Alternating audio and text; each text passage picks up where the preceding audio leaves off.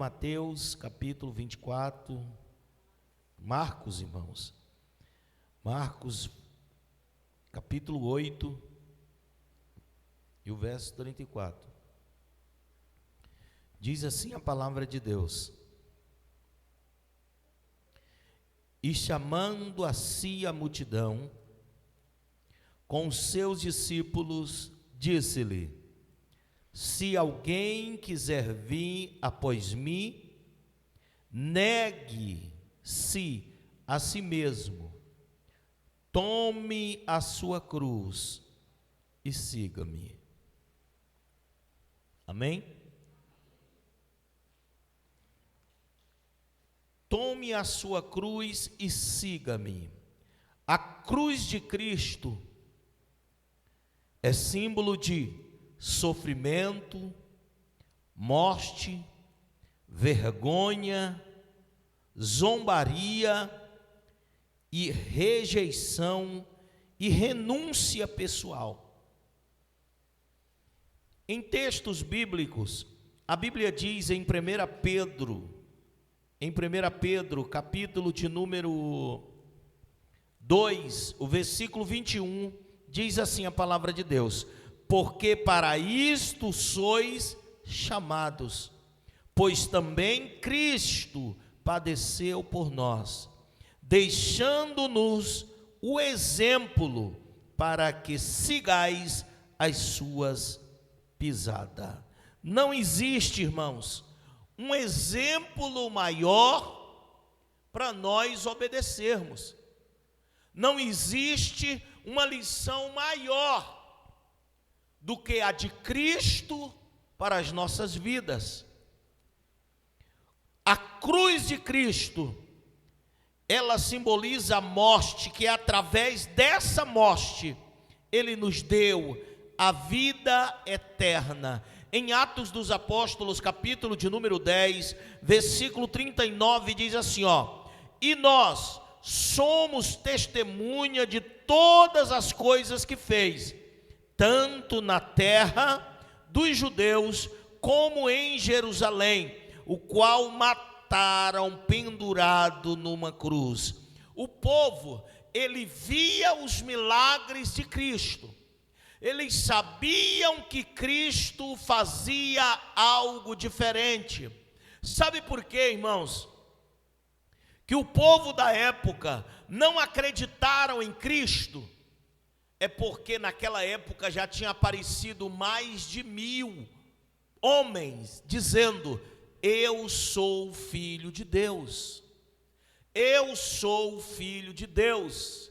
E cada um pregava um evangelho, mas só que é o seguinte: sinais e maravilha, somente Jesus de Nazaré fez naquela época. Sinais e maravilhas, somente Cristo que fez. Louvado seja o nome do Senhor Jesus. A rejeição, vergonha. Por que vergonha, pastor Daniel? Em Hebreus capítulo 12, o versículo 2, diz assim: olhando para Jesus, o autor e consumador da fé, o qual pelo gozo que lhe estava proposto, suportou a cruz, desprezando a afronta. O povo via ele pendurado na cruz e meneava a cabeça. Irmãos, não existe uma coisa pior na vida do que você estar fazendo algo, alguém passa na rua e faz isso aqui, Isso derruba a fé de qualquer ser humano.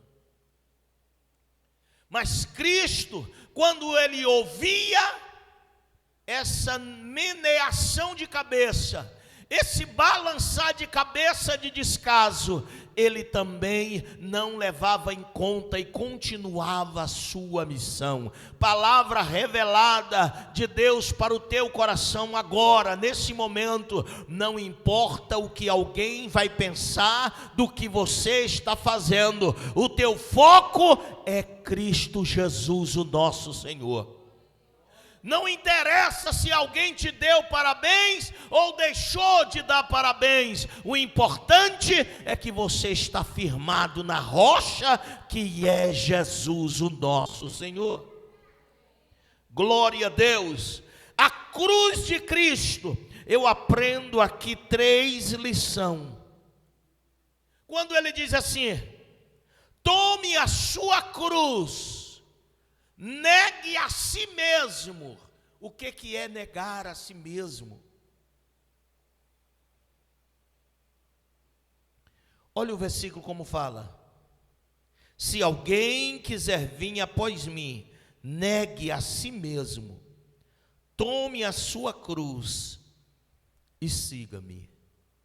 Negar a si mesmo, irmãos, é você não pensar em si, pensar no Evangelho, pensar na sua missão, pensar na sua responsabilidade, no seu chamado. Os seus desejos é que nem o apóstolo Paulo, ele disse: agora não mais vivo eu, agora eu não faço nada para me agradar, agora eu não faço o que quero. Ele está dizendo: agora não mais vivo eu, mas Cristo vive em mim. E se Ele vive em mim, é Ele que manda na minha vida. E se Ele manda na minha vida, eu não faço o que quero, mas o que Ele quer. Eu não faço o que eu desejo, mas o que Ele deseja.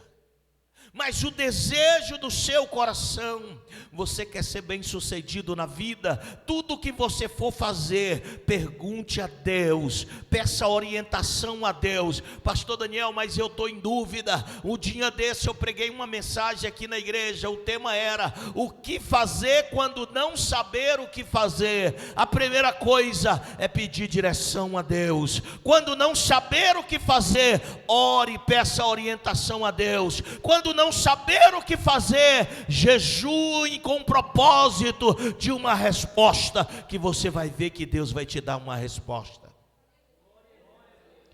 Não mais vivo eu. E a primeira lição que eu aprendo aqui nesse texto sagrado é lutar até o fim contra o pecado. Quando não mais vivo eu, quando eu não me agrado, eu tenho que agradar a Deus. Porque se Deus habita em mim, eu tenho que agradar a Ele. Então, a primeira luta do crente, quando ele decide negar a si mesmo, é lutar contra o pecado 24 horas, 368 dias por ano. Ah, pastor Daniel, mas um ano só é 365 dias, pois lute 2 dias a mais. Por quê? Porque quando você luta contra o pecado, o Senhor vai te dar força para você conseguir. Glória a Deus, louvado seja o nome do Senhor Jesus. Em 1 Pedro, capítulo 4, versículo 1, diz assim, ora, pois já que Cristo padeceu por nós na carne, armai-vos também vós com estes pensamentos, que aquele que padeceu na carne já cessou do pecado. Entenda, ora, pois já que Cristo padeceu por nós na carne, armai-vos. O que ele quer dizer? Se proteja. O que ele quer dizer? Procure algo que vai lhe proteger no momento da luta. Não é que você vai ficar escondido, não. O Senhor vai guardar a tua vida, o Senhor vai guardar a tua casa, o Senhor vai guardar a tua família quando você buscar reforço nele. Glória a Deus. Lutas, essa é a vida do crente. Porque quando a gente luta por algo, irmão, parece que a gente fica mais crente, parece que a gente valoriza mais aquilo que a gente tem. Por que é que a maioria das pessoas que tem dinheiro, os outros chamam de mão de vaca? É porque ele sabe o sacrifício que foi para ele ganhar aquilo. Você pode, por exemplo, você tem um filho ou dois, não sei, conforme a sua quantidade dos filhos, mas para o seu filho, cada um dele, dê algo, dê uma herança para ele. Ah, meu filho está grande já, eu vou comprar um carro para o meu filho, vou dar de presente esse carro. Eu duvido se ele fica um ano com ele. Ele vende, ele quebra, ele acaba e estraga, porque ele não derramou suor para conseguir. Deixa eu dizer uma coisa, sabe por que Jesus Cristo valoriza cada ser humano? Quando os seres humanos vai lá para o mundo, que as pessoas não quer mais, a pessoa diz assim, esse daí não dá mais nada, não serve para nada, mas ele ainda dá um crente. Por quê, pastor Daniel? Porque Jesus é ele que sabe o preço que ele pagou por cada ser humano na terra.